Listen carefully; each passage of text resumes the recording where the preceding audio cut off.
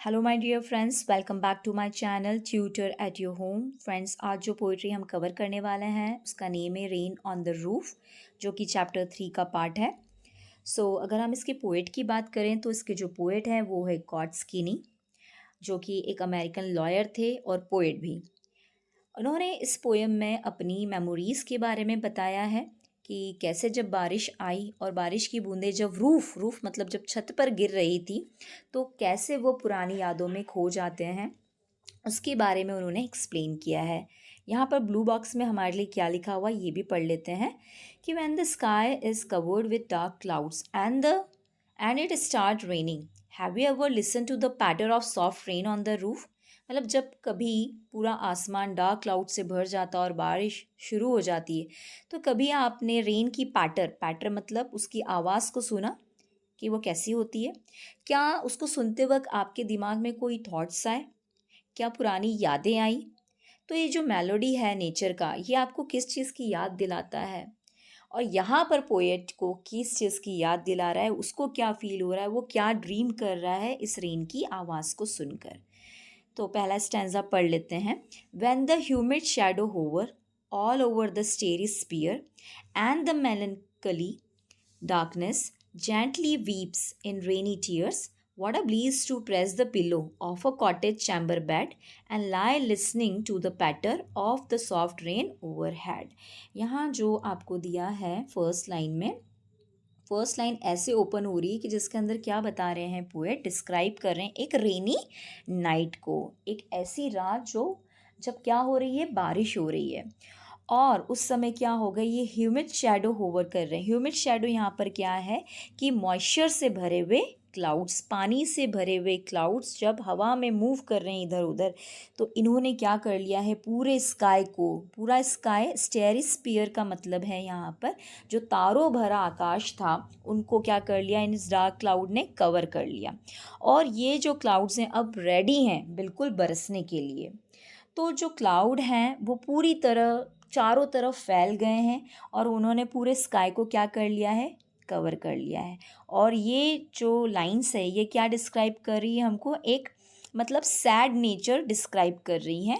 आगे क्या लिखते हैं कि ये जो आज की जो ये नाइट है ये कैसी है, डार्क एंड किससे भरी हुई, सैड से। यहाँ पर जो मेलनकली लिखा हुआ है ना, इसका मतलब है सैड। मतलब ये जो डार्कनेस है कैसी लग रही है पोएट को, एकदम सैड डार्कनेस लग रही है। फिर बाद में वो क्या लिखते हैं कि ये जो सैड डार्कनेस थी, जो सैड नाइट है, ये जेंटली वीप कर रही है इन रेनी टीयर। ऐसा लग रहा है कि ये जो क्लाउड्स हैं और यहाँ से जो बरसने वाली जो बारिश है वो बारिश नहीं है, वो क्या है एक्चुअली टीयर्स, जो खुद ब खुद किसकी आंखों से गिर रहे हैं, ह्यूमन बीइंग की आइज से। तो जो स्काई है वो उनको बहुत सैड नज़र आ रहा है और रेन को कैसा लग रहा है, रेन को देख के ऐसा लग रहा है जैसे as if tears are falling.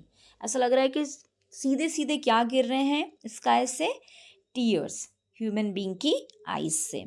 तो यहाँ पर जो पोएट है वो वेदर को रिप्रेजेंट कर रहा है, लेकिन किस वे में रिप्रेजेंट कर रहा है, एक सैड मूड में, कि यहाँ पर सारा जो मूड है वो सैड है।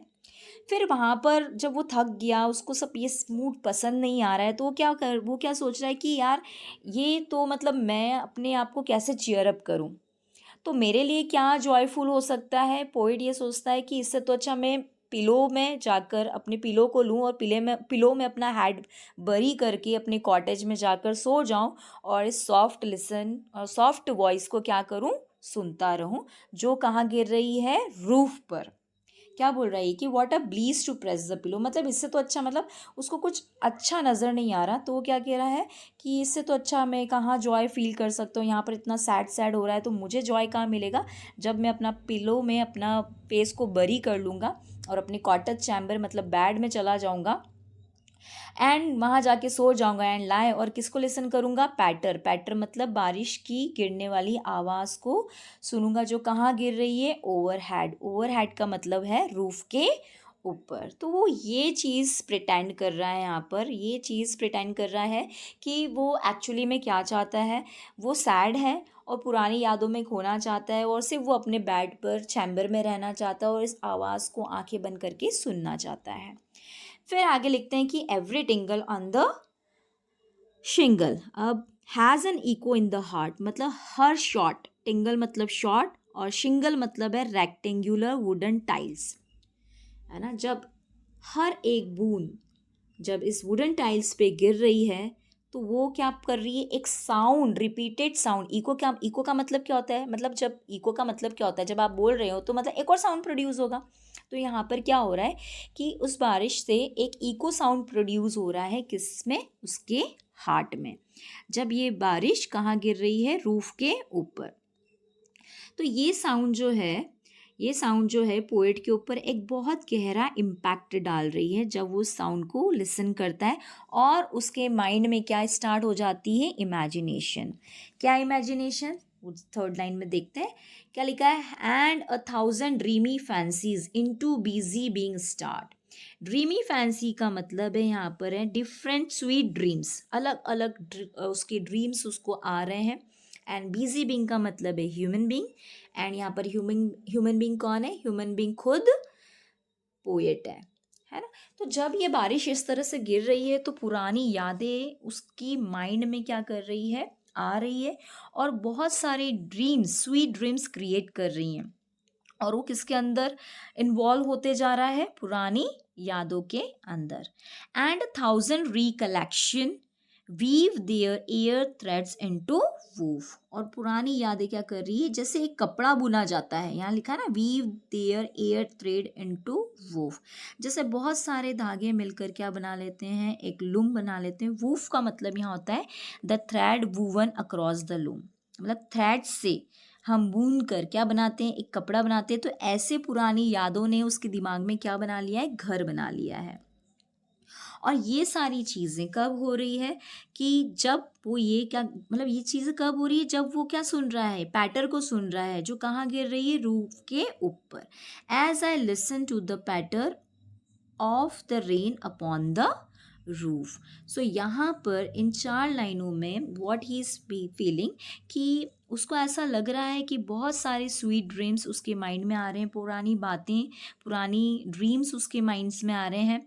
और वो क्या कह रहा है कि जब पीपल सोते हैं तो उसकी मेमोरीज, उनके माइंड में पुरानी मेमोरीज आने लग जाती है उनकी माइंड में, इन द फॉर्म ऑफ ड्रीम। तो ड्रीम के रूप में वो सारी बातें उसको याद आ रही है। और ये सारी चीज़ें उसके साथ कब हो रही है, जब क्या हो रही है, बारिश हो रही है, कहाँ पर, रूफ के ऊपर। और उसके साउंड जब क्रिएट हो रहा है तब उसको ये सारी इमेजिनेशन हो रही है। तो इस स्टैंजा में परफेक्टली पोएट ने क्या डिस्क्राइब किया है, फीलिंग्स, है ना। जो मतलब जो पास्ट की जो फीलिंग्स है, जो फॉरगेट हो गया है जो पास्ट, वो वापस से क्या हो रहा है, उसको रिकॉल हो रहा है कि जब वो छोटा था तो क्या क्या चीज़ें उसके साथ हुई, कौन कौन सी मेमोरीज हैं उसकी चाइल्डहुड की, वो सब यहाँ पर क्या है, as a in the form of dream उसको रिकॉल हो रही है। अब लास्ट का स्टैंजा यहाँ पर देखो, स्टार्टिंग में ही हमने क्या पढ़ा कि ये मेमोरी से रिलेटेड है, उसको पुरानी यादें रिकॉल हो रही हैं। तो लास्ट स्टैंजा अब जब यहाँ पर आता है तो यहाँ पर वो किसको रिकॉल कर रहा है, अपने चाइल्डहुड को। और चाइल्डहुड में भी वो मेनली किस पे फोकस कर रहा है, उसकी ब्यूटीफुल मदर को, है ना, जो उसका ध्यान रखती थी, उसका केयर करती थी। तो यहाँ क्या लिखा है, नाउ इन मेमोरी, मतलब अब उसकी मेमोरी में कौन आ गया, now in memory comes my mother as she used in years ago, मतलब जैसे वो बहुत सालों पहले हमारा ख्याल रखा करती थी। To regard the darling dreamers, darling dreamers कौन है, उसके सारे सिबलिंग्स, वो और उसके सिबलिंग्स का किस तरह मदर टेक केयर करती थी। तो वो सारी बातें अब उसको याद आ रही हैं। अरे she left them till the dawn, oh I feel her found look on me as I list to the refrain which is played upon the shingle by the patter of the rain. अब देखो यहाँ पर क्या बोल रहा है कि एर मतलब पहले, बिफोर। तो पहले वो क्या करती थी कि वो जब बच्चे रात को सोते थे तो पूरे समय उनके सामने बैठी रहती थी, उनको निहारती रहती थी, क्योंकि उनको ऐसा लगता था कि ये यही वक्त है जब मैं अपने बच्चों के पास हो सकती हूँ। तो सुबह तक वो उनके पास में रहती थी और मतलब उनको उठाती भी नहीं थी, क्योंकि डे ब्रेक हो जाता था तब भी उनको क्या नहीं करती थी, उठाती नहीं थी, क्योंकि उनको उनको देखना, बच्चों की तरफ देखना, उनको क्या लगता था, एक प्यार भरा एहसास फ़ील होता था। तो वो वाली मेमोरी, मतलब मदर की वो वाली मेमोरी वो क्या कर रहे हैं, रिकॉल कर रहे हैं। और क्या बोल रहे हैं कि oh I feel her found look on me, मतलब जो उनका प्यार भरा चेहरा था वो उनको याद आ रहा है, वो उनको अपने फेस पर भी फील हो रहा है, अपने आप पर भी फील हो रहा है। एंड आई लिस्ट का मतलब होता है लिसन। कब हो रहा है ये सब कुछ, कि जब मैं क्या लिसन कर रहा हूँ, टू द रिफ्रेन। रिफ्रेन का मतलब क्या है, मतलब रिपीटेड साउंड ऑफ किसका, रेन का। यहाँ पर जो रिफ्रेन आया है, रिफ्रेन का मतलब होता है रिपीटेड, और यहाँ पर रिपीटेड साउंड किस चीज़ का आ रहा है ये आ रहा है साउंड ऑफ रेन का, और जो कि किस पे प्ले हो रहा है, यहाँ पर शिंगल्स पर। शिंगल्स मैंने अभी आपको बताया था रेक्टेंगुलर वुडन टाइल्स है यहाँ पर। और ये कहाँ पर जब गिर रही हैं तो क्या क्रिएट कर रही हैं, साउंड क्रिएट कर रही हैं, पैटर्न क्रिएट कर रही है ऑफ द रेन। तो ये जो लाइंस हैं इसके अंदर पोएट क्या कह रहा है कि बहुत सारी मेमोरीज जब रिकलेक्ट कर रहा हूँ मैं, तो मैं एक मेमोरी को लेके बहुत फाउंड हूँ, मतलब मुझे सबसे ज़्यादा वो मेमोरी फाउंड हो रही है। कौन सी, जब उसकी मदर उसके साथ में होती थी, तो वो उसकी मदर उसके माइंड और हार्ट में अभी भी उसको याद आ रही है। वो रिमेंबर कर रहा है पुरानी बातें, बहुत ईयर्स पहले की बातें, कि उसकी मदर किस तरह से उनको देखा करती थी, उनको और उनके सिबलिंग को, जब वो सोते रहते थे एंड जब वो ड्रीम करते रहते थे किसी चीज़ को लेके, है ना। एंड वो क्या करती थी, रात को जब वो सोते थे तो उनको वॉच करती रहती थी, क्योंकि उसको ऐसा लगता था कि नेक्स्ट मॉर्निंग तो उनको, मतलब नेक्स्ट मॉर्निंग ये उठ के कहीं चले जाएंगी या मैं कहीं चले जाऊंगी, तो यही टाइम है जब मैं उनको क्या कर सकती हूँ, बेड टाइम ऐसा टाइम है जब मैं उनको बहुत देर तक निहार सकती हूँ। तो मदर उन्हीं के पास में बेड पर लाए होकर मतलब उनको देखती रहती थी। सो यहाँ पर जो हमारा पोएट है उन्होंने सिर्फ अपनी मेमोरीज़ के बारे में बताया है, अपने चाइल्डहुड के बारे में बताया है, कि जो ड्रीम्स जो होते हैं, dreams are of the golden days of his childhood, मतलब उनकी चाइल्डहुड के गोल्डन डेज जो थे वो उनको याद कर रहे हैं। अब वो ओल्ड हो चुके हैं, लेकिन यहाँ पर उनकी अब मदर भी नहीं है, लेकिन उनकी ब्यूटी को, उनकी मदर की ब्यूटी को, और कैसे वो उनकी, मतलब उनकी प्रेजेंस को मिस कर रहे हैं, क्योंकि अब वो उनके साथ में नहीं है। और ये सब कब याद आ रहा है उनको, जब पीटर पैटर हो रहा है बाहर छत पर, तो ये आवाज़ की वजह से उनको अपनी मदर की भी याद आ रही है। तो कैसे रेन ऑन द रूफ क्या कर रही है, मेमोरीज को रिकॉल करवा रही है, किसको, वो भी पोएट को। और यहाँ पर ये जो पोएम है फिनिश हो जाती है। अब पोएम तो फिनिश हो गई, लेकिन पोएम को ब्यूटीफुल बनाने के लिए अभी पोएटिक डिवाइसेस हमको कवर करना बाकी है। जैसे, तो चलिए जल्दी से देख लेते हैं इसमें कौन कौन सी पोएटिक डिवाइसेस यूज़ करी गई है। जैसा कि मैंने कहा था कि यहाँ पर आप पर्सोनिफिकेशन हमको देखने को मिलेगा, एलिट्रेशन और ओनोमेटोफिया भी देखने को मिलेगा। तो देखिए, अगर आप इनकी फर्स्ट लाइन देखेंगे तो यहाँ पर आप देख सकते हैं कि इस लाइन में ये दो शब्द जो दिख रहे हैं आपको, ह्यूमिड और होवर, ये दोनों एच से स्टार्ट हो रहे हैं। यहाँ पर ये वर्ड स्टेरी स्पीयर, ये एस से स्टार्ट हो रहा है। यहाँ पर देखिए प्रेस और पिलो, पी से स्टार्ट हो रहे हैं, पास पास में ही हैं। यहाँ पर देखिए कॉटेज और चैम्बर पास पास में ही हैं और सी से स्टार्ट हो रहे हैं। तो जब कभी ऐसे शब्द आपको मिले कि दो शब्द एक ही कॉन्सोनेंट साउंड से स्टार्ट हो रहा है, ध्यान से सुनना, कि अगर कोई दो वर्ड आपको ऐसे मिल रहे हैं जो दोनों ही वर्ड कॉन्सोनेंट साउंड से स्टार्ट हो रहे हैं, कॉन्सोनेंट का मतलब होता है अदर देन वॉवल्स, जो वॉवल नहीं है लेकिन vowel A E I O you को हटा के जो अल्फ़ाबेट्स बच गए हैं वो है कॉन्सोनेंट। तो कॉन्सोनेंट साउंड से अगर कुछ स्टार्ट हो रहा है तो वहाँ पर क्या कहलाएगा, एलिट्रेशन कहलाएगा, जब एक ही लाइन में दो से तीन शब्द उसी लेटर से स्टार्ट हो रहे हैं। तो यहाँ पर जहाँ पर भी मैंने अंडरलाइन करी, यहाँ पर क्या है, एलिट्रेशन है। इसके अलावा देखिए यहाँ पर जो डार्कनेस है इसको क्या बताया था, मेलनकली, मतलब सैड बताया था। अब देखो डार्कनेस जो है वो सैड तो नहीं हो सकती, लेकिन यहाँ पर डार्कनेस को क्या क्वालिटी दे दी कि तुम कैसी हो, सैड हो।